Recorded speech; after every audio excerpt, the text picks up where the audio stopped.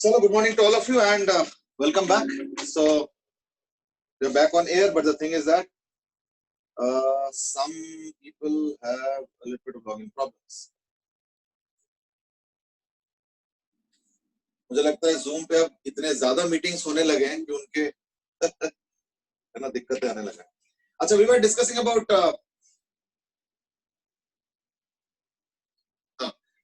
about ferromagnetism and we were discussing specifically about domain theory. अच्छा, by the way, एक correction है. Correction क्या है कि if you remember we were talking about Curie's law. So that is my slip of memory. I mean, Khushi had later on pointed out कि शायद मैंने बोला होगा कि Marie Curie was this thing. That Curie's law is not based on Marie Curie but based on Pierre Curie. So that's a correction. ठीक है ना? Though the law is the same, but then person जो है मैंने mix up कर लिया था. तो मुझे लगा शायद वो Marie Curie के contribution थे, but it was actually of Pierre Curie. That was pointed out by Khushi. So that's good. So like one should be a little investigative in mind. Plus क्या ना these things, ये जो historical perspectives है, even I have also read 15 years, 20 years back. तो कई बार even maybe है ना मेरे भी थोड़ा memory slippage हो जाता है. ठीक है. In fact, we were also discussing about one more point, and that is discrimination. So that point still holds that yes, there was a lot of discrimination. But interestingly, there was a lot of discrimination even for Pierre Curie also. Marie Curie तो चलो ठीक है, she was a female and even at that time, even in European society, though modern society, but थोड़ा सा females के लिए science में जगह जल्दी से मिलता नहीं. So like that was the discrimination. But even Pierre Curie was also discriminated because he was from a little different background. और थोड़ा सा एक ग्रुपिज्म बनता है. ग्रुपिज्म में क्या होता है, जो एलीट क्लास है वो अपने पास थोड़ा सा ताकत रखने का टेंडेंसी रहता है. तो somebody from a non-elite class, I mean, often gets discriminated. So Pierre Curie was also not given the best of labs in France because they had come from a different country also. So there were some issues, I mean. So chalo, it's a part of history, I mean. So those who are interested can read them. Always. Chalo, we were discussing about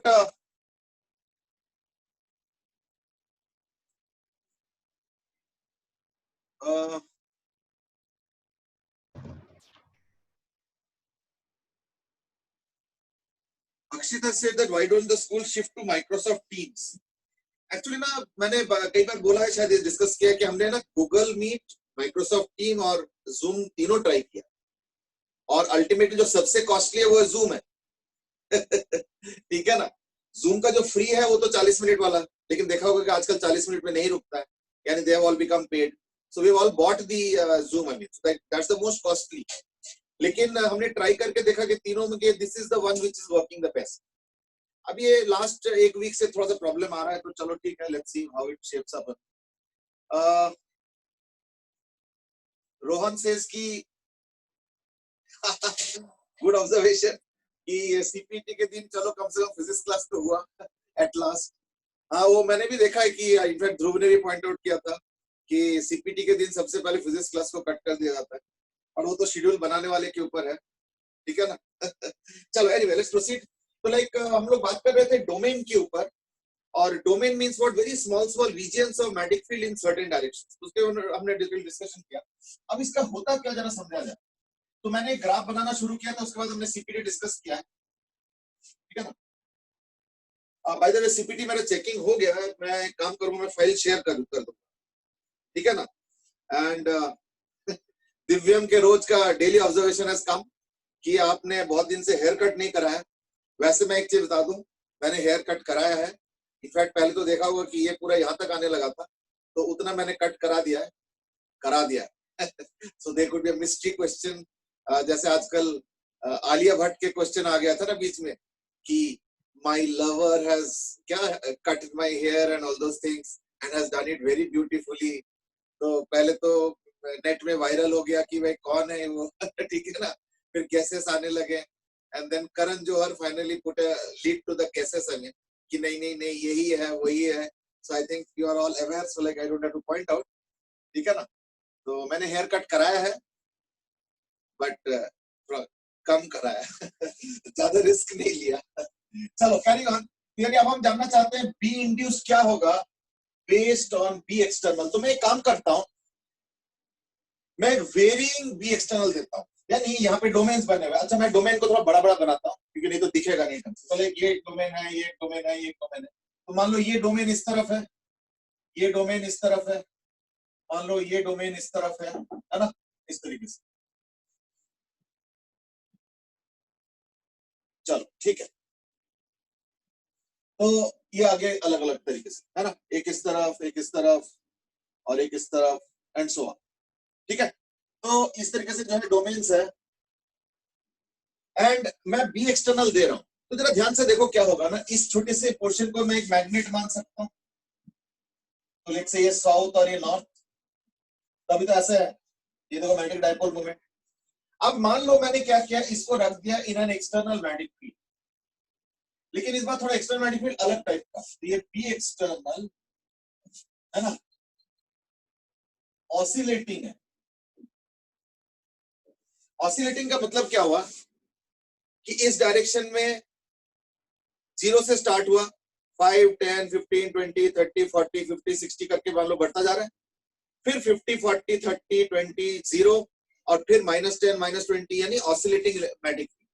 तो यानी इस direction में बढ़ता जा रहा है, फिर घट के 0 हुआ, फिर दूसरे डायरेक्शन में बढ़ता जाएगा, घट के 0 होगा, फिर इस तरफ एंड सो ऑन। तो यानी कुछ इस तरीके से समझ लो, मतलब एग्जांपल बता रहा हूँ। 0 से स्टार्ट हुआ, 10, 20, 30, 40, 0 से स्टार्ट हुआ, 10, 20, 30, 40, 50, फिर उसी डायरेक्शन में 40, 30, 20, 10, 0, फिर -10, -20, -30, -40, -50, फिर -40, -30, -20, -10, 0, फिर 10, 20, 30 यानी ऑसिलेटिंग। नाउ मैं से इतना डिटेल अब क्यों डिस्कस कर रहे हो, ये तो ऑसिलेटिंग बोलते ही खत्म हो जाता है, खत्म तो होता है, but I wanted you to feel the thing exactly क्या हो रहा है। तो देखो क्या हो रहा है, एक ऑसिलेटिंग मैग्नेटिक फील्ड है, तो क्या होगा, तुमने एक्सटर्नल मैग्नेटिक फील्ड दे दिया, जैसे एक्सटर्नल मैग्नेटिक फील्ड दोगे इसके ऊपर तो क्या होगा, इस पे टॉर्क लगेगा। तो ये जो मैग्नेट है इस पे अगर टॉर्क लगाते हैं तो इन दैट केस क्या होगा, ये ओरिएंट कर जाता है, या टेंडेंसी या orientation is what, towards the direction of magnetic. और ये इसी का नहीं होगा, अगर कोई मैग्नेट ऐसे, जैसे मान लो ये वाला ले लो, ये वाला, ये साउथ है, ये नॉर्थ है, इस पे भी टॉर्क लग रहा है और ये भी ऐसे घूमने की कोशिश करेगा, यानी ये वाला ऐसे घूमने की कोशिश करेगा, ये वाला ऐसे घूमने की कोशिश करेगा, जो ये वाला है, ये वाला ये भी ऐसे घूमने की कोशिश करेगा एंड सो ऑन। लेकिन एकदम से नहीं होगा। तो पता क्या होगा कि जब जब तुमने मान लो 5 का टॉर्क लगाया, तो पता क्या होगा, ये जो है 5 का टॉर्क है तो ऐसे, 10 का टॉर्क है तो ऐसे, है ना, 15 पे ऐसे, 20 पे ऐसे, इस तरीके से। इसका क्या होगा, इसका तो मैग्नेटिक डाइपोल मोमेंट ऐसा है, 5 का अगर तुम वो लगाते हो मैग्नेटिक फील्ड, तो टॉर्क के वजह से ऐसे हो गया, 10 पे ऐसे, 15 पे ऐसे, 20 पे ऐसे, 25 पे ऐसे, इस तरीके से क्या होगा, सब मुड़ते रहेंगे। इसका क्या होगा, इसका मैग्नेटिक डाइपोल मोमेंट नीचे की तरफ। तो मान लो 5 का मैग्नेटिक फील्ड दे रहे हो तो ऐसे हुआ, 10 का ऐसे हुआ, 15 का ऐसे हुआ। But then you might say कि अगर एक मैग्नेट को हम हैंग करते हैं कहीं पे भी और एक मैग्नेटिक फील्ड लगाते हैं, तो इन दैट केस तो वो मैग्नेटिक पूरा घूम के मैग्नेटिक फील्ड के अलग ओरिएंट हो जाता है। तो ये 5, 10, 20, 15 का क्या हिसाब है। देखो ये जो डोमेन्स है ना, ये रैंडम शेप का है, ये डोमेन्स रैंडम शेप का है। इसका मतलब क्या हुआ कि मान लो अगर ये एक मैग्नेट है, चलो ये एक मैग्नेट है और तुमने मैग्नेटिक फील्ड लगाया, अगर ये अकेला मैग्नेट होता तो तुरंत, चाहे तुम 5 का मैग्नेटिक फील्ड लगाओ चाहे 10 का मैग्नेटिक फील्ड लगाओ, तो तुरंत ऐसे से करके ऑसिलेट करते करते मैग्नेटिक फील्ड के अलग ओरिएंट हो जाता है। लेकिन यहाँ पे दिक्कत क्या है कि सारे रैंडम शेप्स के हैं। यानी अगर मैं एक डोमेन हूं और अगर मैं इस तरफ देख रहा हूँ या इस तरफ पॉइंट आउट कर रहा हूँ और मैग्नेटिक फील्ड इधर है, तो मैं मुड़ के मैग्नेटिक फील्ड की तरफ जाना चाहता हूँ, लेकिन मैं रैंडम शेप का हूँ, तो अगर मुझे मुड़ना होगा तो जो बगल वाला डोमेन है उसके साथ रबिंग होगा, उसके साथ रबिंग होगा। तो इसलिए क्या होता है, मैं ऐसे मुड़ तो जाऊंगा लेकिन वो बगल वाले मुझे कहीं ना कहीं रोक देगा।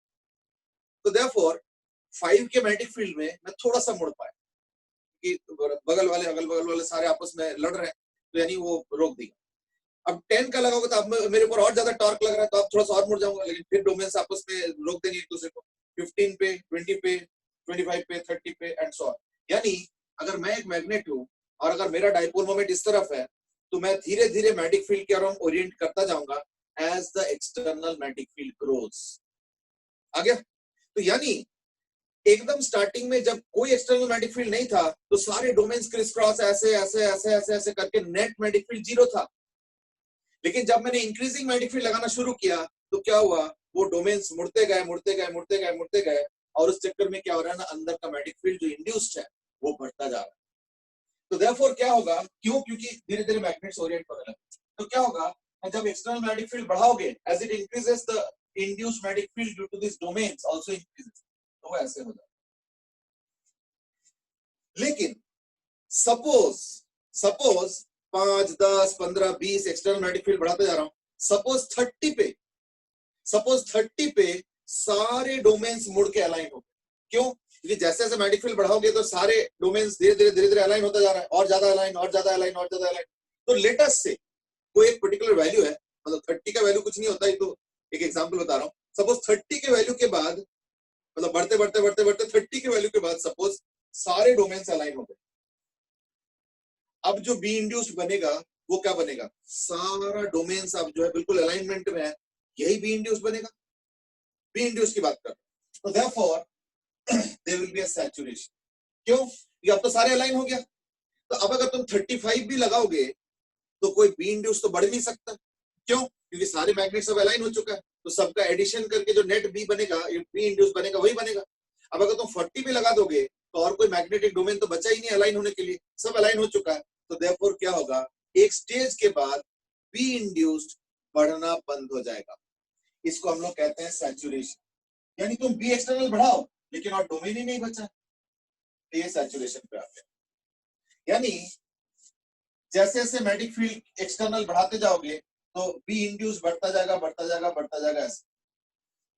अब तुम देख रहे हो कि अब तो बढ़ाने कोई फायदा नहीं, अब तुमने उसको 40 कर दिया, 50 कर दिया, कोई फायदा नहीं, तो तुम सोचो चलो छोड़ो अब नहीं करते, तो तुम घटाना शुरू करते हो, 50 से 40, फिर 35, फिर 30 आ गए मान लो। अब पता है क्या होगा, एक चीज ध्यान रखना इज दैट कि मैं एज ए डोमेन, मेरा नेचुरल ओरिएंटेशन ये है, लेकिन एक्सटर्नल मैग्नेटिक फील्ड ने क्या किया मुझे टॉर्क दे दे के जबरदस्ती मोड़ के रखा। So therefore I am not in my natural position as a domain, I am not in my natural position, I am in a twisted position. तो therefore जैसे ही बाहर का मैग्नेटिक फील्ड खत्म होगा ना, तो मैं कोशिश करूंगा कि अपने नेचुरल पोजीशन में वापस आए, that is the natural tendency. तो क्या होगा, अब जब तुम मैग्नेटिक फील्ड 50 से 40 से 30 कर दोगे तब तक तो कुछ हो नहीं रहा है, क्योंकि वैसे भी सैचुरेशन हो रखा है, सैचुरेशन से भी ओवर तुमने मैग्नेटिक फील्ड लगा रखा है। लेकिन जैसे 30 से कम कर दोगे magnetic field, in that case क्या होगा, अब डोमेन पे जोर कम होगा, तो डोमेन जो है ना ट्विस्टेड जो थे सारे ना, अननेचुरल पोजीशन पे थे, these are not the natural positions of the domains.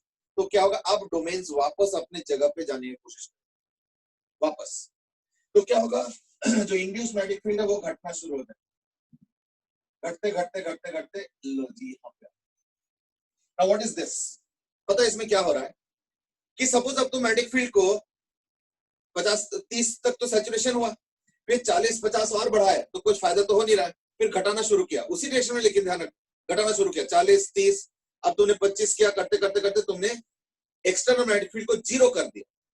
तो एक्सटर्नल मैग्नेटिक फील्ड जीरो मतलब समझ लो कि ओरिजिनल सिचुएशन आ गया, लेकिन अंदर ओरिजिनल सिचुएशन नहीं आ पाएगा। यू माइट से क्यों, कि सब अपने अपने यू माइट से कि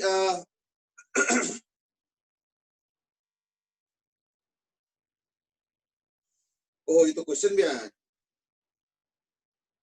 एंड दैट इज अक्षित ने पूछा कि टॉर्क से एंगुलर वेलोसिटी भी आएंगे क्या, फील्ड अगर स्ट्रांग हुआ तो।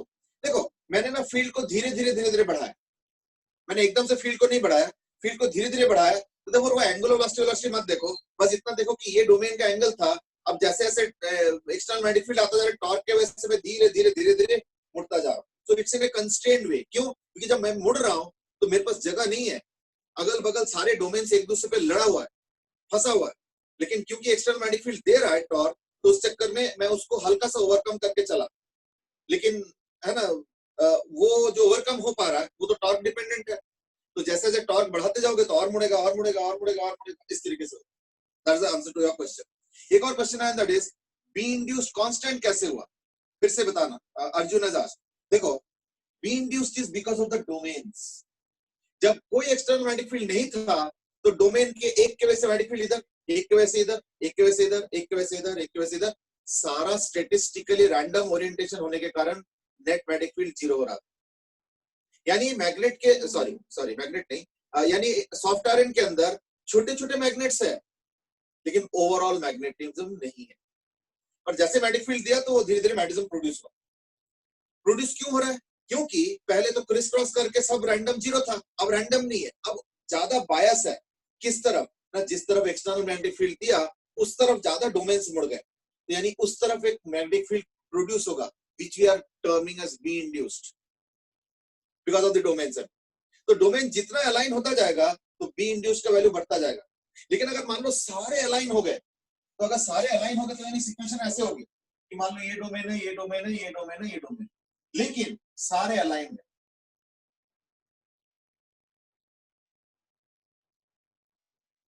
अब इससे ज्यादा मैग्नेटिक फील्ड कैसे हो सकता है इंड्यूस्ड?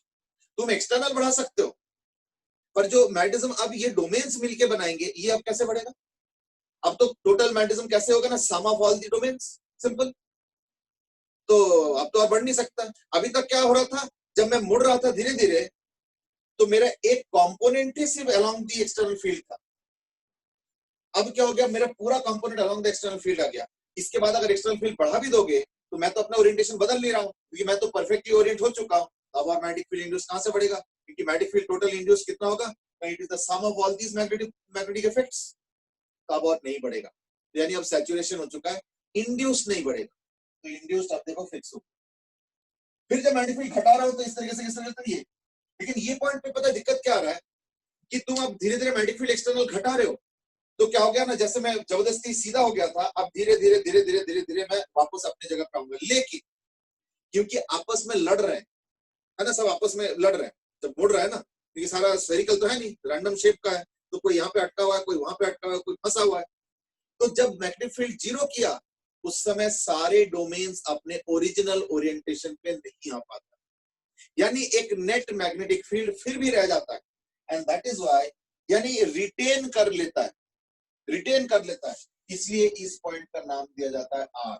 आर को बोला जाता है एज रिटेंटिविटी। इसी तरीके से हम एक परमानेंट मैग्नेट बना सकते हैं। क्यों? क्योंकि अब तो तुमने एक्सटर्नल मैग्नेटिक फील्ड हटा दिया, तो मैग्नेटिक फील्ड लगाने के पहले, एक्सटर्नल वाला लगाने के पहले तो नेट जीरो था, लेकिन अब तो थोड़ा सा रह गया, यानी अब एक्सटर्नल मैग्नेटिक फील्ड हटा दिया। अब अगर तुम सैंपल को टेस्ट करोगे तो उसके अंदर थोड़ा थोड़ा मैग्नेटिक फील्ड मैग्नेटिक इफेक्ट्स मिलेंगे, यानी एक बार मैग्नेट की तरह काम करेंगे। तो ये हो गया रिटेंटिविटी। रिटेन मतलब होता है जो रह गया, तो यानी सारे डोमेन्स अपने ओरिजिनल जगह पे नहीं जा पाया because they are all rubbing against each other, तो थोड़ा सा मैग्नेटिज्म का प्रॉपर्टी रह गया, जबकि एक्सटर्नल मैग्नेटिक फील्ड में हटा चुका। हो गया। अब जरा ध्यान से देखो कि मैं कर क्या रहा हूं। अब मैं पता क्या करता हूं, उल्टे डायरेक्शन में मैग्नेटिक फील्ड लगा देता हूं, क्योंकि ऑसिलेटिंग है। तो पहले तो 0 10 20 30 40 50 हुआ, फिर 40 30 20 10 0 हुआ, अब -10 -20 -30 होगा। तो यानी क्या होगा, जो डोमेन यू मुड़ा हुआ है अब वो क्या होगा, थोड़ा सा फिर अपने ओरिजिनल जगह पे जाएंगे, फिर थोड़ा सा और, फिर थोड़ा सा और। यानी एक्सटर्नल मैग्नेटिक फील्ड जब उल्टे डायरेक्शन में बढ़ाओगे तो देखना थोड़ी देर बाद एक ऐसे स्टेज आएगा जब डोमेन्स लगभग अपने ओरिजिनल जगह पे जा पाएंगे। तो यानी अब जाके फिर से स्टैटिस्टिकली जीरो होगा, लेकिन ये नेचुरली नहीं हुआ। तुमने बाहर का मैग्नेटिक फील्ड हटा दिया, उस समय नहीं हुआ। इसके लिए तुमको फोर्स करना पड़ा, उल्टे डायरेक्शन में मैग्नेटिक फील्ड देके डोमेन्स को लगभग अपने ओरिजिनल जगह तक पहुंचाने में, सो दैट फिर से मैग्नेटिक फील्ड इंड्यूस का वैल्यू जीरो आएगा। तो वो कब आएगा, वो जब तुम उल्टे डायरेक्शन में मैग्नेटिक फील्ड लगाओगे तब। ये इसको हम लोग बोलते हैं सी इज कोएर्सिविटी। कोएर्सिविटी का मतलब क्या है? देखो, कोएर्स का मतलब होता है फोर्स करना, COERS, जो कोएर्स वर्ड है उसका मतलब होता है फोर्स करना। तो यहाँ पे एक्सटर्नल मैग्नेटिक फील्ड उल्टे डायरेक्शन में मैग्नेटिक फील्ड देके फोर्स कर रहा है कि जो बचा कुचा मैग्नेटिक फील्ड रह गया था, जिसको हम रिटेंटिविटी के नाम से दे रहे थे या बोल रहे थे, वो भी अब खत्म हो जाए। अब क्या हो गया, लगभग डोमेन्स अपने अपने ओरिजिनल, यानी मैंने मैं ओरिजिनली ऐसे था, तो जब इधर फील्ड दिया तो मैं ट्रेस करता हूं तो ऐसे हुआ, है ना। फिर क्या हुआ, जब मैग्नेटिक फील्ड घटाने लगा तो मैं वापस आने लगा, बट मैं यहीं पे रह गया, मैं पूरा वापस नहीं आ पाया, तो मैं यहीं पे रह गया। अब उल्टे डायरेक्शन में मैग्नेटिक फील्ड लगा तो फिर मैं चलते चलते चलते फिर अब ओरिजिनल जगह पे आ गया लगभग। तो यानी कि होगा फिर से मैग्नेटिक फील्ड जीरो हो जाएगा, लेकिन उसके लिए मुझे उल्टे डायरेक्शन में एक एक्सटर्नल मैग्नेटिक फील्ड देना पड़ा, तो वो कितना देना पड़ा, दैट हिसाब, वो जो हिसाब किताब होता है, that measurement, that calculation is called as coercivity. यानी फोर्स करना पड़ा, तब जाके मैग्नेटिक फील्ड को मैं न्यूट्रलाइज कर पाया, जीरो कर पाया, ओरिजिनल तक पहुंचा पाया, that is why it is called as coercivity. अब तुम एक्सटर्नल मैग्नेटिक फील्ड उल्टे डायरेक्शन को बढ़ाते रहो, मान लो 10 पे जो है न्यूट्रलाइज होकर जीरो होगा, तो अब तुम एक्सटर्नल मैग्नेटिक फील्ड 10 मतलब -10 है ना, अब मान लो एक्सटर्नल मैग्नेटिक फील्ड -20 -30 -40 करो, तो क्या होगा, उल्टे डायरेक्शन में मैग्नेटिक फील्ड जनरेट होना शुरू होगा। लेकिन फिर वही बात है कि जब फिर वही -30 है उसके आसपास पहुंचोगे, है ना, बढ़ाते बढ़ाते उल्टे डायरेक्शन में, तो फिर सैचुरेशन हो जाएगा। तो यानी क्या होगा, ये सैचुरेशन वाला चीज फिर से आएगा, लेकिन इस बार सैचुरेशन उल्टे डायरेक्शन में। फिर तुम कहते हो सपोज, तुम कहते हो नहीं, फिर मैग्नेटिक फील्ड छोड़ दो, अब तो उल्टे डायरेक्शन में बढ़ाने का कोई फायदा नहीं, तो फिर घटाना शुरू करो। तो देखना यहाँ से यहाँ आएंगे, तो मैं एरो दे देता हूँ, यहाँ से यहाँ आके फिर ऐसे होके ऐसे हुआ, फिर वापस आना शुरू हुआ, तो ये ऐसे हुआ, ऐसे हुआ, फिर देखना काम होना शुरू हुआ, फिर देखना उल्टी डायरेक्शन में एक रिटेंटिविटी आएगा। ये ग्राफ ना सिमेट्रिकल होता है, यानी अब मैं मुड़ के इधर पहुंच गया था एज ए डोमेन, लेकिन फिर तुम उधर का वैल्यू कम करने हो, तो यानी क्या होगा, मैं वापस आ रहा हूं। लेकिन जब तुम मैग्नेटिक फील्ड को जीरो करोगे, एक्सटर्नल उल्टी डायरेक्शन वाले को भी घटाते घटाते जीरो करोगे, तो देखना उल्टे डायरेक्शन में थोड़ा सा रह जाएगा, तो ये retentivity in the forward direction था, अब हो जाएगा retentivity in the reverse direction. तो ये दोनों वैल्यूज हमेशा बराबर होंगे, ये जो फॉरवर्ड वाला और रिवर्स वाला, ये सिमेट्रिक चीज है, कोई बायस तो है नहीं। फिर क्या होगा, फिर अब तुम फॉरवर्ड डायरेक्शन में जब मैग्नेटिक फील्ड लगाना शुरू करोगे, साइकिल तो ऑसिलेटिंग है, तो अब फॉरवर्ड डायरेक्शन में बढ़ना शुरू होगा, तो देखना फिर से वो जीरो होगा, लेकिन उसके लिए मिनिमम मैग्नेटिक फील्ड चाहिए फॉरवर्ड डायरेक्शन में, तो ये फिर से कोएर्सिविटी हो गया, फिर से रिटेंटिविटी, तो ये वाला वैल्यू और ये वाला वैल्यू बराबर आएगा। फिर फॉरवर्ड डायरेक्शन मैग्नेटिक फील्ड बढ़ाओ, यानी कि फिर से सैचुरेशन हो जाएगा, फिर ऐसे, तो ये हो जाता है कर्व, ठीक है। तो this curve is called as hysteresis curve या साइकिल, हिस्टेरिसिस साइकिल या कर्व, ठीक है। अब इस पे क्वेश्चन भी आया हुआ है। अच्छा हाँ, प्रणय दास की ये जो Satyam is asked first, is that field एकदम से हटा दिए तो क्या, तो रिटेंशन हुआ? नहीं नहीं, रिटेंशन पता है क्यों हुआ, क्योंकि आपस में लड़ रहे हैं सारे डोमेन्स मुड़ते हुए, तो देयरफॉर क्या हो रहा है, जब तुमने एक्सटर्नल मैग्नेटिक फील्ड हटा भी दिया, तो वो अपने ओरिजिनल जगह पे नहीं आ पाए, क्योंकि आपस में लड़ रहे हैं, तो कोई ना कोई रोक देगा उसको आने से पहले, तो that is the cause of retentivity. इसलिए तुमको उल्टे डायरेक्शन में मैग्नेटिक फील्ड देना पड़ रहा है, कि वो जो रोक दिया है एक दूसरे डोमेन ने, मतलब एक नेबरिंग डोमेन ने, उसको अगेंस्ट करके, यानी उसके खिलाफ काम करके और थोड़ा सा मोड़ के उसको ओरिजिनल जगह पे ले जाए, तब जाके जीरो हुआ। तो इसलिए उल्टे डायरेक्शन में मैग्नेटिक फील्ड चाहिए, मतलब जिस डायरेक्शन में मैग्नेटिक डोमेन मुड़ गया अपने ओरिजिनल जगह के हिसाब से, उसके उल्टे डायरेक्शन में मैग्नेटिक फील्ड दोगे, तब जाके वो अपनी जगह पे आएंगे, यानी नेट मैग्नेटिक फील्ड जीरो होगा, induced magnetic field zero, that is the calculation. तो देयरफॉर ये जो ग्राफ बनता है, इसको हम लोग बोलते हैं हिस्टेरिसिस साइकिल।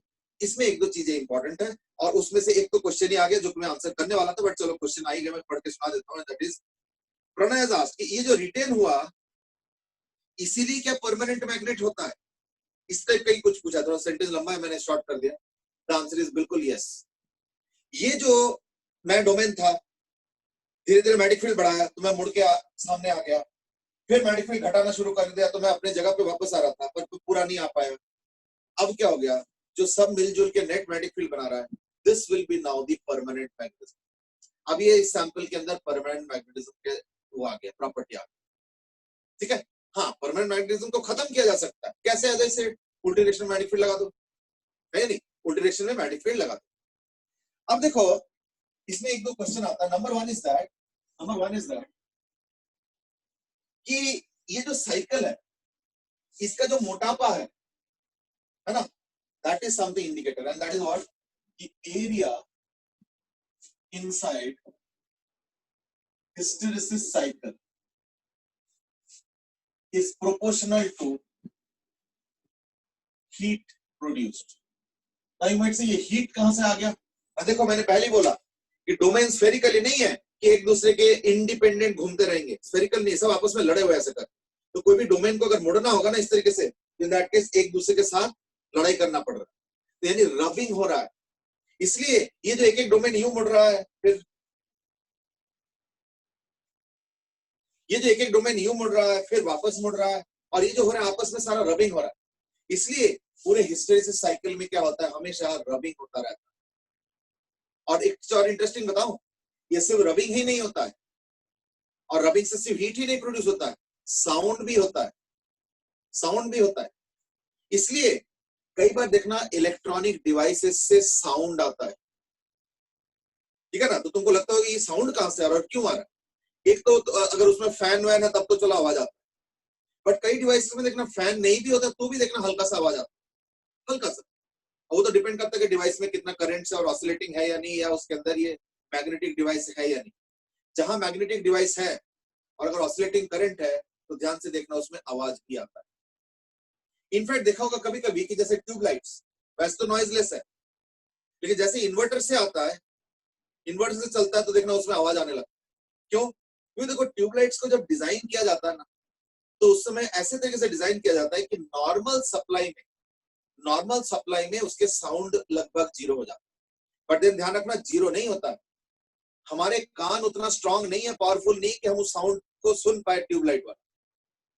नहीं तो अगर तुम ट्यूबलाइट के अंदर बहुत ही सेंसिटिव डिवाइस लगा दो तो देखना उसमें ऑसिलेशंस दिखाएंगे, यानी उसमें आवाज निकल रहा है, बट हमारा कान उतना सेंसिटिव नहीं है। बट जब वही ट्यूबलाइट इन्वर्टर से चलता है, इन दैट केस क्या होता है, इन्वर्टर का जो करंट भेजने का जो प्रोसेस है और जो नॉर्मल करंट जो सप्लाई से आता है वो थोड़ा अलग है। इसलिए देखा होगा कई इन्वर्टर्स का उन्होंने हेडिंग दे रखा है, या नाम दे रखा है, टाइटल दे रखा है, या कह लो कि एडवर्टाइजमेंट जिंगल दे रखा है, क्या, साइन वेव इन्वर्टर। इसका मतलब समझो, इसका मतलब वो इन्वर्टर ऑलमोस्ट उसी तरीके का, ऑलमोस्ट एग्जैक्ट नहीं हो पाता, ऑलमोस्ट उसी तरीके का करंट प्रोड्यूस करता है, मतलब करंट का पैटर्न प्रोड्यूस करता है जैसे कि नॉर्मल सप्लाई हो।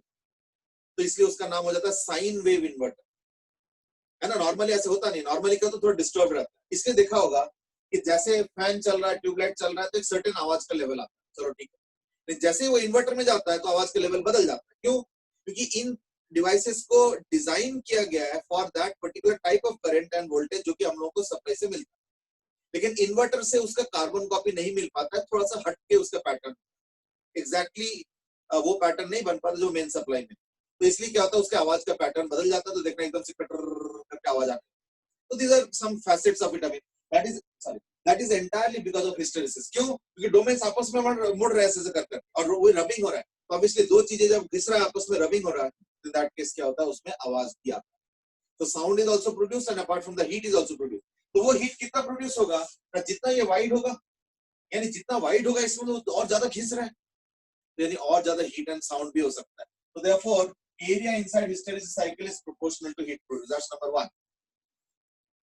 नंबर 2, अभी प्रणय ने पूछा था कि क्या इसी वजह से परमानेंट मैग्नेट प्रोड्यूस होता है। The answer is yes, but उसमें थोड़ा सा इंपॉर्टेंट चीज है कि परमानेंट मैग्नेट तो यस, परमानेंट मैग्नेट इसी वजह से प्रोड्यूस होता है, यस, बट इसमें एक चीज है कि परमानेंट मैग्नेट में डिजायरेबल क्या होता है, डिजायरेबल होता है कि उसके अंदर अच्छा खासा मैग्नेटिज्म हो। तो अच्छा खासा मैग्नेटिज्म कब होगा ना, जब डोमेन्स मुड़ गए, वापस आ रहे हैं, तुमने एक्स्ट्रा मैग्नेटिक फील्ड हटा दिया, लेकिन डोमेन्स अपने जगह पे तो ओरिजिनली आ नहीं पाता है, तो एक रिटेंटिविटी का अमाउंट रह जाता है। तो वही हो गया परमानेंट मैग्नेटिज्म का, या परमानेंट मैग्नेट का मैग्नेटिज्म। तो यानी क्या होना चाहिए, retentivity should be what, retentivity अगर ज्यादा होगा, यानी वो जो परमानेंट मैग्नेट बना उसका और उसको और पावरफुल मैग्नेट कंसीडर किया जा सकता है। तो एक प्रॉपर्टी तो हो गया रिटेंटिविटी हाई, चलो ठीक है, अच्छी बात है। लेकिन पता है क्या है, परमानेंट मैग्नेट फीचर में क्या होता है कि परमानेंट यानी काफी दिन तक रहना चाहिए। अब ये कब नहीं रहेगा बताओ जरा, तब नहीं रहेगा अगर तुम उल्टे डायरेक्शन में मैग्नेटिक फील्ड लगा दोगे तो खत्म की तरफ चला जाता है या नहीं।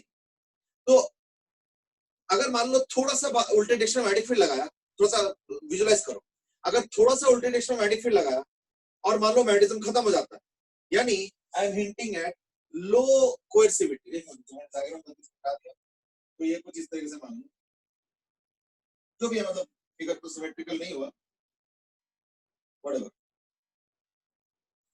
तो ये हो गया कोएर्सिविटी, ये हो गया रिटेंटिविटी। तो दोनों चीजें हमें चाहिए, हमें रिटेंटिविटी हाई चाहिए और हमें कोएर्सिविटी भी हाई चाहिए। क्यों? बिकॉज कोएर्सिविटी का मतलब क्या होता है कि कितना उल्टे डायरेक्शन में मैग्नेटिक फील्ड दिया जाए कि इसका मैग्नेटिज्म खत्म हो जाए। तो अगर मैग्नेटिज्म खत्म हो जाए तो फिर परमानेंट मैग्नेट तो नहीं हुआ। इसलिए रिटेंटिविटी हाई चाहिए, desirable, but more important is what the coercivity should be very high. यानी अगर मैं तुमको दो ग्राफ दे रहा हूं तो इन दैट केस ये ज्यादा इंपॉर्टेंट।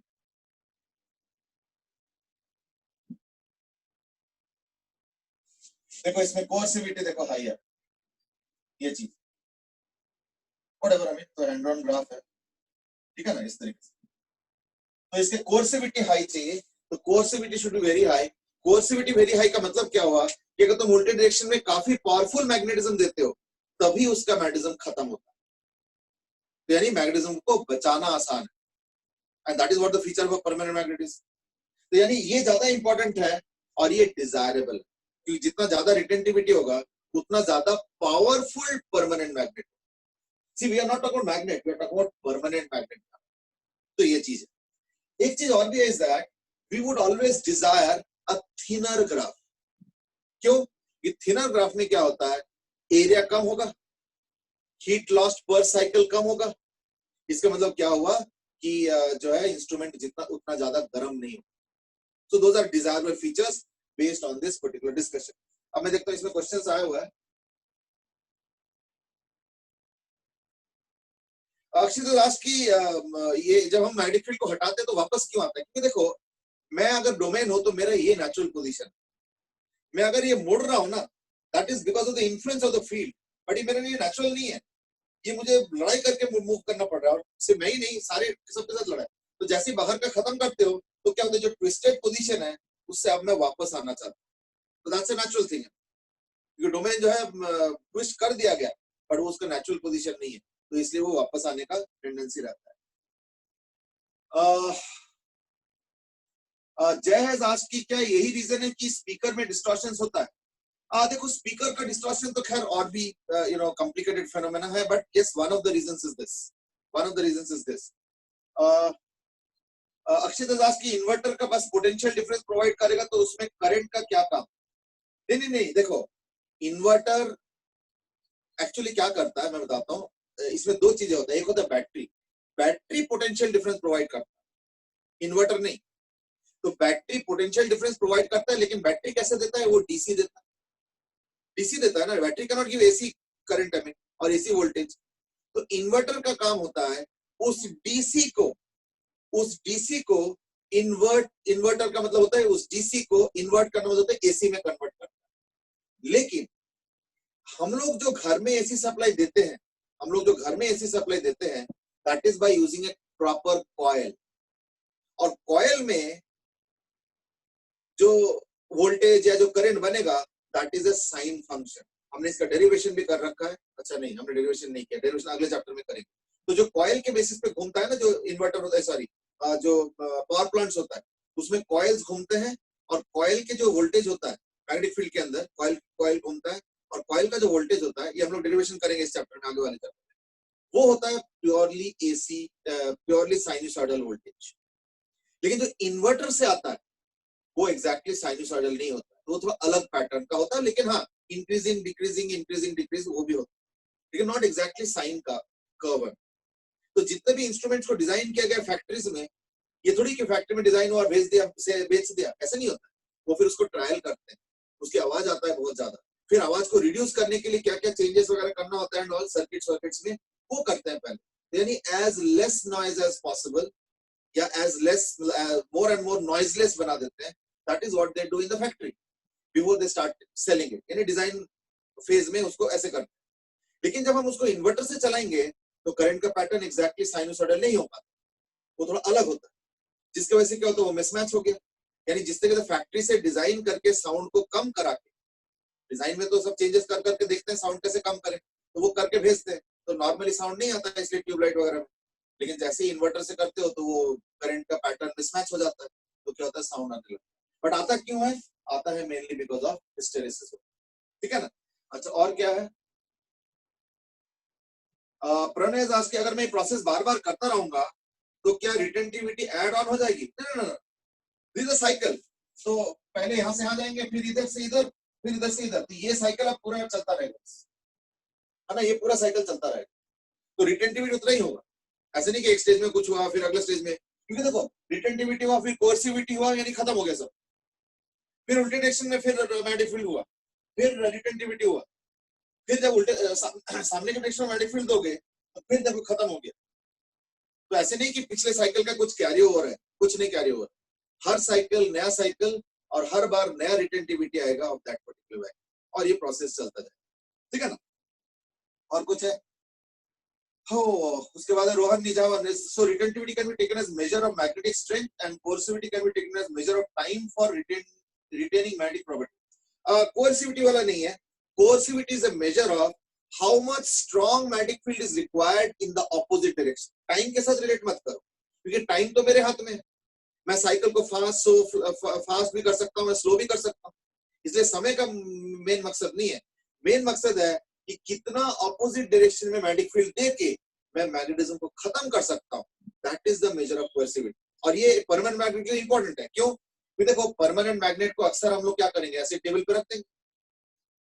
अब टेबल पे अर्थ का मैग्नेटिक फील्ड काम कर रहा है, तो अगर कोर्सिविटी बहुत कम होगा तो पता चला अर्थ ने धीरे धीरे उसका मैग्नेटिक फील्ड खत्म कर दिया, क्योंकि कोर्सिविटी बहुत कम है, उतना तो मैग्नेटिक फील्ड अर्थ ही दे रहा है, तो अर्थ खत्म कर दिया। यानी तुम टेबल पे रखोगे, अब मैग्नेट तो ऐसे कोई रोज यूज होने वाला चीज है नहीं, परमानेंट मैग्नेट, तो तुमने आज रखा, पता चला 3 महीने बाद जरूरत पड़ा, जब निकाला पता चला उसका मैग्नेटिज्म ऑलमोस्ट खत्म हो चुका है। क्यों? अर्थ ने ही खत्म कर दिया, उल्टा डायरेक्शन मैग्नेटिक फील्ड लगा, है ना, तो वो नहीं चाहिए। अब मान लो कोर्सिविटी का यूनिट सपोज किसी का है 20 यूनिट्स, और मान लो अर्थ का मैग्नेटिक फील्ड है 1 यूनिट, तो यानी ये इस मैग्नेट को खत्म नहीं कर पाएगा, फिर खत्म करने के लिए 20 यूनिट्स चाहिए। तो यानी अगर तुम टेबल पे रख दोगे, 3 महीने बाद लेके आओगे, तो देखना लगभग उतना ही मैग्नेटिक फील्ड तुमको मिलेगा, लगभग, ठीक है ना। That's how, so that's how, यानी retentivity is a measure of कि वो कितना पावरफुल परमानेंट मैग्नेट बनेगा, और coercivity is the safety factor, जितना ज्यादा कोर्सिविटी होगा यानी उतना ज्यादा वो सेफ रहेगा as a permanent magnet. That's the nutshell में डिस्कशन, ठीक है ना। So this is what is called as hysteresis cycle. अब अगर मान लो किसी जगह परमानेंट मैग्नेट चाहिए, इन दैट केस ये ज्यादा इंपॉर्टेंट प्रॉपर्टी, और ये भी इंपॉर्टेंट, ऐसे नहीं। और अगर मान लो कहीं पे तुमको चाहते हो कि भाई मशीन या इंस्ट्रूमेंट गर्म ना हो जाए, तो इन दैट केस क्या होगा, then don't choose this, this is not desirable, choose this.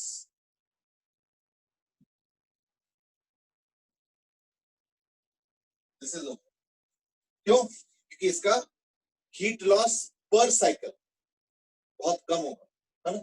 Area inside this thing is proportional to heat produced per cycle, तो इसका जो हीट प्रोड्यूस्ड होगा पर साइकिल बहुत कम होगा, तो जो इलेक्ट्रिकल डिवाइस है वो उतना गर्म नहीं होगा, वो रीजनेबल रहेगा, ये चीज, ठीक है ना। सो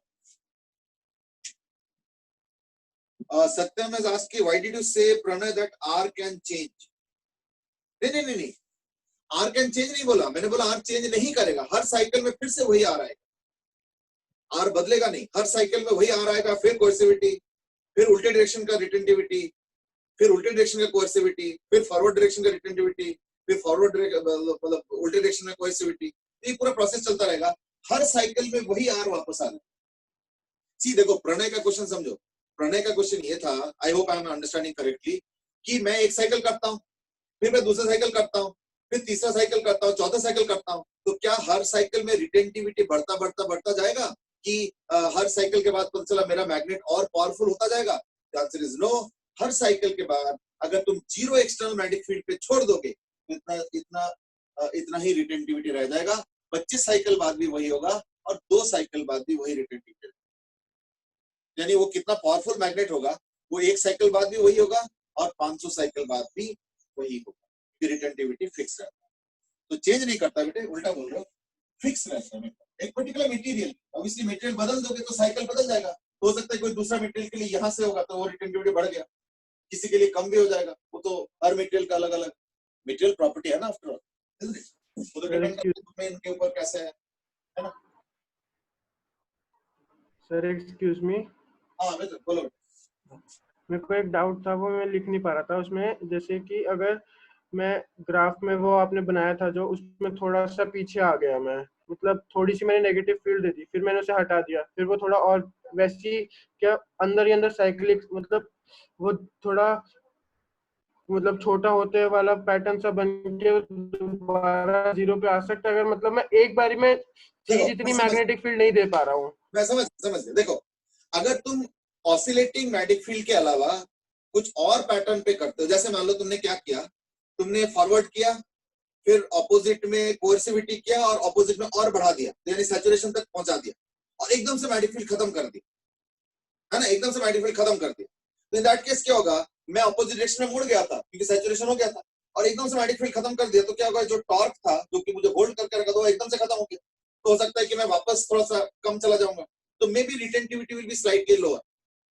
क्यों? क्योंकि देखो एक चीज जब धीरे धीरे धीरे धीरे लेके आते हो तो वो एक पर्टिकुलर जगह तक पहुंचता है, और एकदम से छोड़ दोगे तो एकदम झटके में आएगा, तो झटके में आएगा तो हो सकता है कि थोड़ा सा यू नो उल्टे डायरेक्शन में, मतलब थोड़ा ज्यादा पहुंच गया, तो दैट इज अ पॉसिबिलिटी, तो इन दैट केस रिटेंटिविटी हल्का सा ऊपर नीचे हो सकता है। तो हम लोग जो डिस्कस कर रहे हैं वो है प्रॉपर साइकिल, नॉट जर्क से। नो देखो जर्क से तो तुम फिर उसको उस तरीके से ट्रीट नहीं कर रहे हो, then the retentivity and whatever will be slightly higher and lower, वो तो हो सकता है। That's why I was saying that let's undergo a proper cycle. क्योंकि देखो जर्क वाले चीजों का स्टडी कर कैसे करोगे, है या नहीं, तो कितना ऊपर होगा कितना नीचे होगा, थोड़ा सा डिस्टॉर्ट होगा, डिस्टॉर्ट तो होगा, यानी अब रिटेंटिविटी उतना नहीं रह जाएगा, वो कुछ ऊपर नीचे होगा, but the problem is how to give a calculation of that. क्योंकि कोई डोमेन तो कोई पर्टिकुलर शेप का तो होता नहीं, वो तो सारा रैंडम शेप का है, तो कभी थोड़ा सा ऊपर कभी थोड़ा सा नीचे इस तरीके से होगा। That's why if you want to study it systematically, then undergo a cycle proper. तो इन दैट केस उसका स्टडी भी बड़े सिस्टमेटिक होगा और रिटेंटिविटी ये चीज। अब रैंडम करोगे तो हल्का सा रिटेंटिविटी ऊपर नीचे होगा, दैट्स नॉट ऑब्वियस, क्योंकि तुम तो धीरे धीरे साइकिल को वापस ला नहीं रहे हो, तुमने पूरा सैचुरेशन ऑल्टरनेशन में किया और छोड़ दिया तो डोमेन एकदम से मुड़ गया।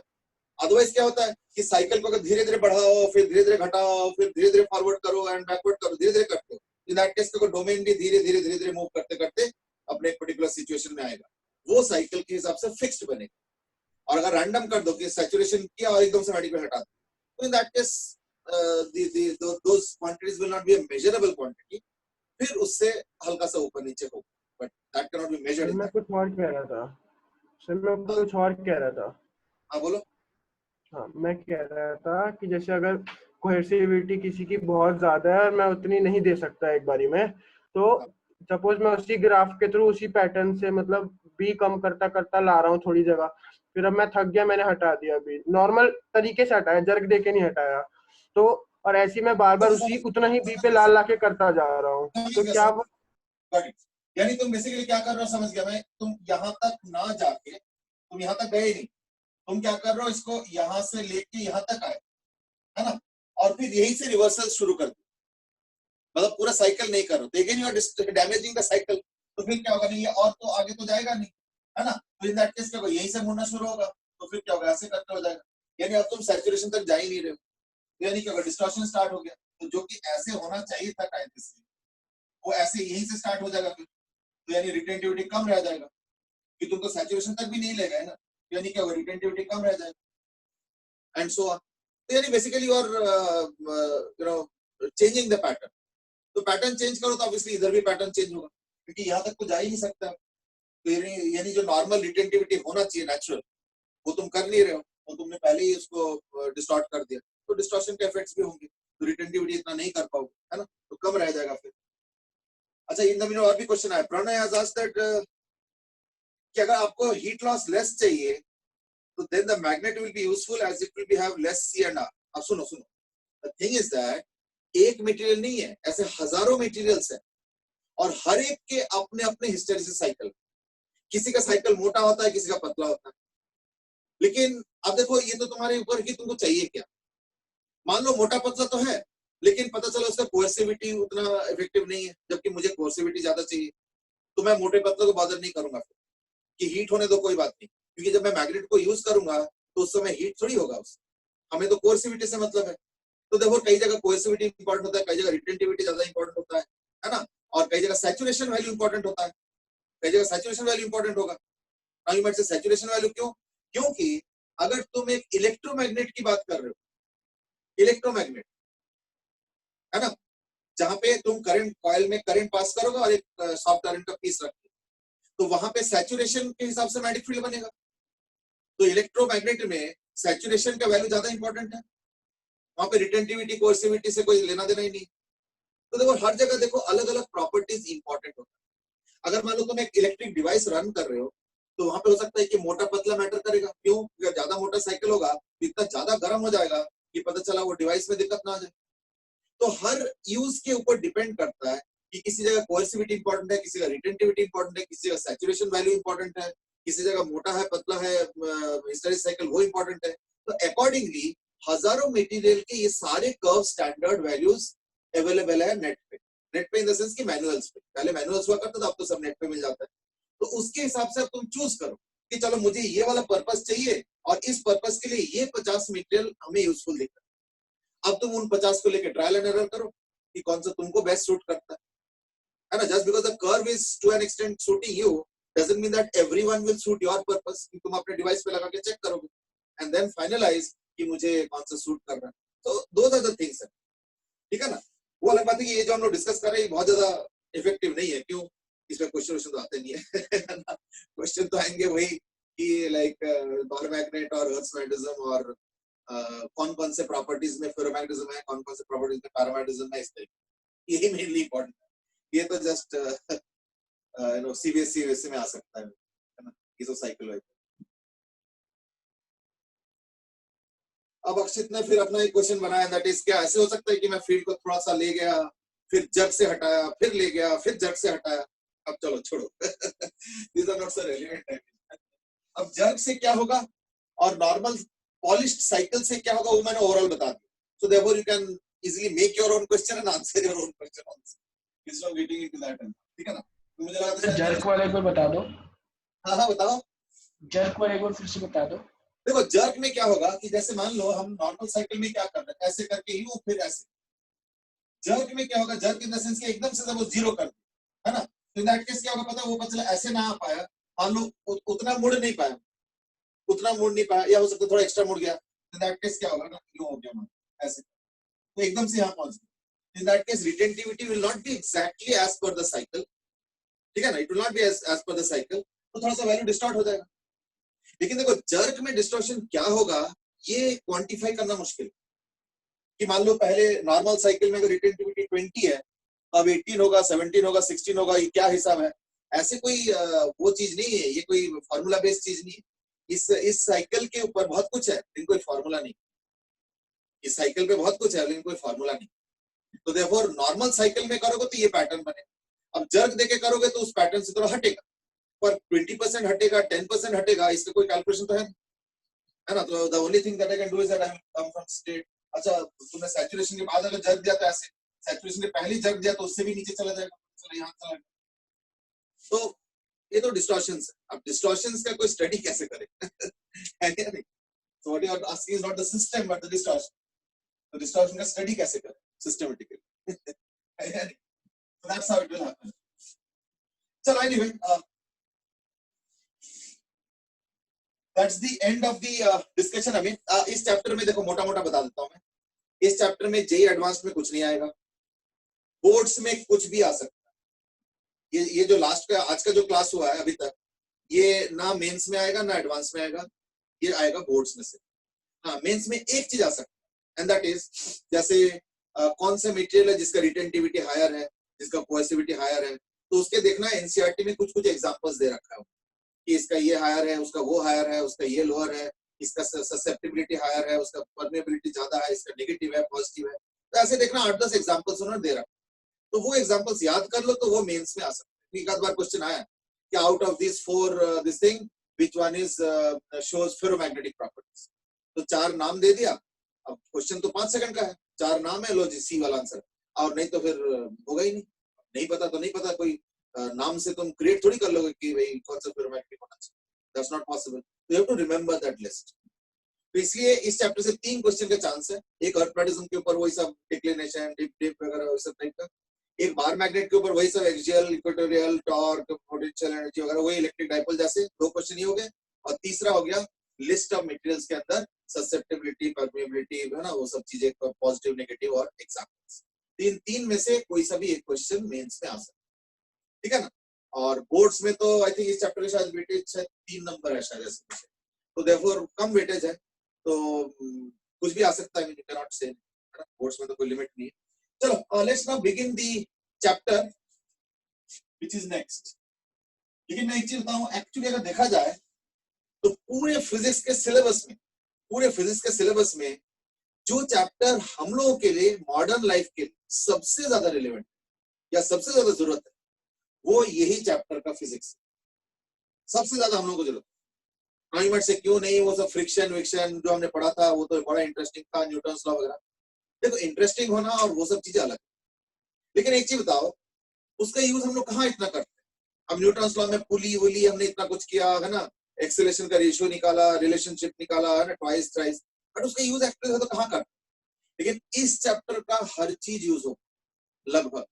क्यों?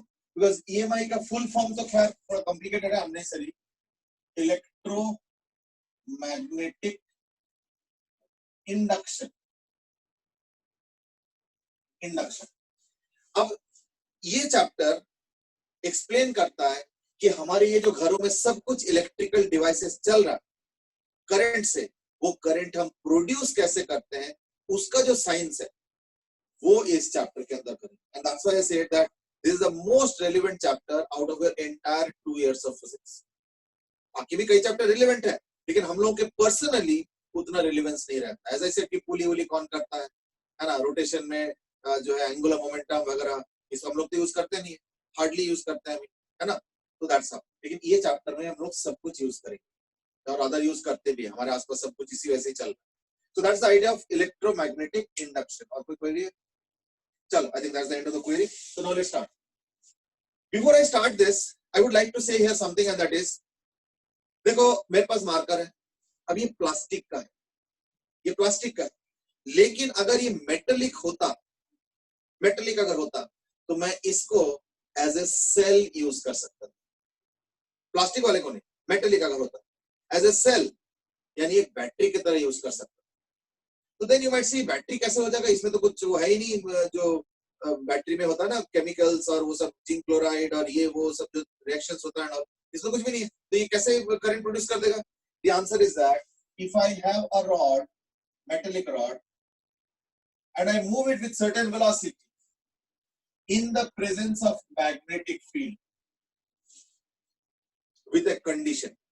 ये कंडीशन कहां से आ रहा है वो बाद में डिस्कस कर लेंगे, बट मैं कंडीशन पहले ही बता देता हूं, एंड दैट इज कि रॉड का ओरिएंटेशन। तो अगर रॉड का ओरिएंटेशन को अगर मैं एल वेक्टर से रिप्रेजेंट करूं, L means orientation of the rod, तो L vector, B vector and V vector must be, condition है, म्यूचुअली परपेंडिकुलर। अब इसका क्या नीड है ना, ये बाद में डिस्कस करेंगे, इस पर भी सवाल मत पूछो, अदरवाइज इसी पे सवाल पूछ सकते हो, मुझे पता है ये नेचुरल क्यूरियोसिटी होगा, पर अभी फिलहाल इसको साइड करो, इस पे हम बाद में डिटेल में डिस्कस करेंगे कि इसका क्या जरूरत है। बट जस्ट फॉर इंफॉर्मेशन बता दिया कि ये अगर सेटिस्फाई हो रहा है तो इन दैट केस एक मूविंग रॉड को मैं बैटरी की तरह ट्रीट कर सकता हूँ। थोड़ा बहुत इसका आइडिया तुम लोगों ने क्लास 10th में कर रखा, तो मैं उसी पे बिल्ड ऑन कर रहा हूँ। कैसे? मैं एक काम करता हूँ, ये मेटेलिक रॉड है, सपोज ये मेटेलिक है, और मैं इस रॉड को मूव करा रहा हूँ, तो मैं अगर इस रॉड को मूव करा रहा हूँ, इन दैट केस इस रॉड में जो नेगेटिव चार्ज है वो भी मूव कर रहा है, और जो पॉजिटिव चार्ज है वो भी मूव कर रहा है। ऐसे नहीं कि एक नेगेटिव और एक पॉजिटिव है, वो तो through out negative positive negative positive negative positive negative positive ऐसे है, पर मैं जस्ट डिस्कशन के लिए एक नेगेटिव चूज कर रहा हूँ, एक पॉजिटिव चूज कर रहा हूँ, ठीक है ना। अब देखो ये जो पॉजिटिव चार्ज है वो भी फिर रॉड के साथ साथ चल रहा है, तो इस पॉजिटिव चार्ज पे इस मैग्नेटिक फील्ड की वजह से, वेलोसिटी की वजह से फोर्स लगेगा v क्रॉस b ऊपर की तरफ, यानी इस पॉजिटिव चार्ज के ऊपर की तरफ फोर्स लगेगा। नेगेटिव चार्ज में भी वही होगा, लेकिन फोर्स का डायरेक्शन उल्टा होगा। क्यों? क्योंकि v क्रॉस b तो ऊपर है और नेगेटिव चार्ज है, इसलिए इसमें तो फोर्स ऐसे है नीचे की तरफ। तो यानी पॉजिटिव चार्ज पे फोर्स ऊपर की तरफ, नेगेटिव चार्ज पे फोर्स नीचे की तरफ। पॉजिटिव चार्ज मूव नहीं कर पाएगा क्योंकि वो न्यूक्लियस के अंदर बाउंड है प्रोटॉन, लेकिन मेटल के अंदर इलेक्ट्रॉन्स फ्री होता है, तो वो इलेक्ट्रॉन्स नीचे आ जाएंगे। लेकिन हम लोग फिजिक्स के भाषा में ऐसे बोलेंगे नहीं। इलेक्ट्रॉन्स नीचे आएंगे पर हम फिजिक्स के भाषा में ऐसे नहीं बोलेंगे, हम बोलेंगे पॉजिटिव चार्ज ऊपर जाएंगे, यानी ये जो पॉजिटिव चार्ज है ये ऊपर की तरफ चला जाएगा इस रॉड के अंदर, यानी इस रॉड के अंदर पॉजिटिव चार्ज ऊपर की तरफ चला जाएगा। Are you getting it? चलो कुछ क्वेश्चन भी आया हो।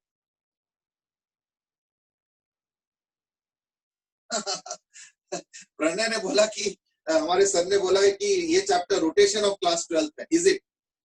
I mean like this, rotation 11 का और ये चैप्टर यहाँ, इन लेवल में तो बहुत फर्क है, rotation was much tougher than this chapter, but हाँ एज आई सेड रेलेवेंट तो है in our personal life, definitely relevant. और क्वेश्चन देखो, हाँ क्वेश्चन तो आते ही है ना, बट उतने टफ नहीं आते generally rotation. I don't know what was the exact basis of comparison, और उतना बड़ा भी नहीं है, जैसे रोटेशन चैप्टर में हमने बहुत टाइम लगाया था, अगर याद है ना। आई मीन ठीक है, बीच में ब्रेक भी आया था वो हाफ ईयरली वगैरह, बट फिर भी अगर मैं इस ब्रेक को हटा भी दूं तो we took a long time in discussing rotation chapter, you remember, लेकिन उतना टाइम ईएमआई में नहीं लगता, तो देयरफॉर सिमिलर कह सकते हो, बट वो सिमिलरिटी यहाँ पे ऐसे, तो रोटेशन यहाँ पे और ईएमआई ऐसे, both in terms of level, in terms of volume, in terms of even number of questions also, whatever we look at. ठीक है, तो rest you can decide कितना similar और कितना dissimilar है, to an extent yes, maybe yes। चलो जो बात कर रहे थे ज़ाक, यानी एक्चुअली इलेक्ट्रॉन्स नीचे आएंगे, लेकिन हम तो उसको बोलेंगे कि पॉजिटिव चार्ज ऊपर चला गया, यानी यहाँ पे पॉजिटिव एक्यूमुलेट हो जाएंगे और यहाँ पे नेगेटिव एक्यूमुलेट हो जाएंगे, बस ये होगा। जैसे ही पॉजिटिव और नेगेटिव एक्यूमुलेट होंगे तो एक इश्यू आएगा, पता है क्या, कि जैसे इलेक्ट्रॉन यहाँ पे एक्यूमुलेट हो गए तो जो फर्दर इलेक्ट्रॉन नीचे जाना चाहता है उसको अपोज करें, यानी क्या होगा, एक इक्विलिब्रियम सेट, ठीक है ना। किस चीज का इक्विलिब्रियम ना, जो इलेक्ट्रॉन आना चाहता है नीचे ड्यू टू मैग्नेटिक फोर्स, उसको ये जो इलेक्ट्रॉन पहुंच चुका है पहले से वो अपोज कर देंगे, यानी force electrostatic will become equal to force magnetic. ये मैग्नेटिक फोर्स है, ये इलेक्ट्रोस्टैटिक फोर्स। अब इसका मतलब क्या हुआ कि अंदर एक इलेक्ट्रिक फील्ड जनरेट होगा, that means in metallic rod an electric field is generated, एक इलेक्ट्रिक फील्ड जनरेट हो जाएगा इसके अंदर, ध्यान रखना, ठीक है ना। So that is what is going to happen. Now देखो, याद करके देखो, इलेक्ट्रोस्टैटिक्स के पूरा चैप्टर, 2 चैप्टर हमने किए थे, पूरे इलेक्ट्रोस्टैटिक्स के चैप्टर का बेसिस क्या था कि मेटल के अंदर इलेक्ट्रिक फील्ड 0 होता है, और अगले ही चैप्टर करंट में हम लोगों ने स्टडी किया कि मेटल के अंदर इलेक्ट्रिक फील्ड कितना होता है, और यहाँ पे एक और एग्जांपल आ रहा है जहां पे मेटल के अंदर इलेक्ट्रिक फील्ड जनरेट होता है। तो देयरफॉर अगर मैं एक स्टेटमेंट अब करता हूं कि मेटल के अंदर इलेक्ट्रिक फील्ड 0 है, तो ये स्टेटमेंट सही नहीं है, अभी गलत माना जाए, या तो उसको थोड़ा क्वालिफाई करो कि इलेक्ट्रोस्टैटिक कंडीशन में 0 और इलेक्ट्रोडायनेमिक कंडीशन में नॉन 0, तो इस तरीके से कुछ एक एक्सप्लेनेशन देना पड़ेगा, ठीक है ना। चलो लेट्स स्टार्ट अगेन। तो इलेक्ट्रिक फील्ड कितना होगा ना, E into D, कि चार्ज तो E है, चाहे प्रोटॉन लो चाहे इलेक्ट्रॉन, और जो फोर्स ऑफ मैग्नेटिज्म क्या होगा, E V P। Right might say कि आपने पहले भी बोला था कि म्यूचुअली परपेंडिकुलर, अगर नहीं हुआ तो क्या करेंगे, जैसे अभी देखो ध्यान से, लेंथ y एक्सिस कह लो, लेंथ y एक्सिस कह लो, वेलोसिटी x एक्सिस कह लो, और मैग्नेटिक फील्ड z एक्सिस कह लो, z मतलब माइनस z, तो चलो ठीक है वही, मतलब z लाइन कह लो, तो यानी एक x के अलोंग है, x लाइन के अलोंग, एक y लाइन के अलोंग और एक z लाइन के अलोंग, मतलब माइनस z है to be precise magnetic field, but जो भी है z लाइन के अलोंग, तो म्यूचुअली परपेंडिकुलर वाला सेटिस्फाई कर रहा है। बट मान लो तुम कहते हो नहीं, मैं तो वेलोसिटी ऐसे नहीं रखूंगा, मैं तो वेलोसिटी ऐसे रखूंगा, यूं, यानी ऐसे ना ले जाके ऐसे, इन दैट केस क्या करना पड़ेगा, वो जो v है ना उसको कंपोनेंट करो ऐसे और ऐसे, तो एक अलोंग द रॉड हो गया, उससे कोई वो नहीं होगा, कुछ नहीं होगा, और जो परपेंडिकुलर है उसी से होगा, ठीक है। we will discuss this later on again। तो अभी फिलहाल तो एक का, तो अभी तो फिलहाल परपेंडिकुलर ही लिया है, स्टार्टिंग कर रहा तो इसके आसान वाला लिया, तो ये E हो गया, यानी इलेक्ट्रिक फील्ड आ गया VB। अब इलेक्ट्रिक फील्ड को कैसे लिखा जाए, dVdr माइनस dVdr, बट अगर मान लो तुमको मैग्नीट्यूड में इंटरेस्ट है तो E को माइनस dVdr ना लिख के सिर्फ dVdr लिख। तो dVdr मतलब क्या होगा, अगर मान लो इसके across potential difference V generate होता है और अगर इस रॉड का लेंथ L होता है, तो इन दैट केस क्या होगा, V by L, या इसको एक काम करो E लिखो, V ना लिख के E लिखो। V क्यों नहीं लिखना चाहता हूं मैं बाद में समझाऊंगा, अभी जस्ट E लिखो। E by L is equal to VB, यानी क्या हो रहा है ना, इस रॉड के अंदर एक पोटेंशियल डिफरेंस क्रिएट हो गया एंड दैट इज VBL। तो अगर किसी रॉड के अंदर पोटेंशियल डिफरेंस क्रिएट होगा तो अगर मान लो उसमें मैं तार जोड़ के रेजिस्टेंस वगैरह लगा दूंगा तो दैट केस पोटेंशियल डिफरेंस से करंट भी क्रिएट हो सकता है। जैसे सपोज मैं एक काम करता हूं, इस रॉड के साथ एक सर्किट बना लेता हूं, ठीक है। तो ये रॉड क्या कर रहा है, इस तार के साथ टच करते करते करते आगे जा रहा है, तो ये पोटेंशियल डिफरेंस हो गया और ये रेजिस्टेंस है, तो क्या होगा, करंट भी आएगा। So I will be equal to VPL by R, where R is this resistance, ठीक है। तो मीनवाइल कोई क्वेश्चन है? ध्रुव हैज आस्क्ड कि ऐसे आप एक इलेक्ट्रॉन पे क्यों ले रहे हो, भाई फोर्स तो सब में लग रहा है, ठीक है लग रहा है, but the thing is that you know कोई 5 पे लगाना है तो अगर 5 इलेक्ट्रॉन को स्टडी करना है तो 5 को करो, तो इन दैट केस क्या फर्क पड़ेगा, यहाँ पे 5 ही होगा, यहाँ पे भी 5 ही होगा, तो कोई फर्क तो नहीं पड़ रहा। तो देखो हमने एक बेसिक यूनिट ऑफ चार्ज पे डिस्कस, और कोई बात, I mean if you want to treat the entire charge as a collection तो भी कोई दिक्कत नहीं है, 5 ही कर दो, 5 ही कर दो, तो कैंसिल होने वाला है, तो उससे क्या फर्क पड़ता है। I hope I have understood your question correct. Sir मैं कुछ और बोल रहा था। हाँ बोलो।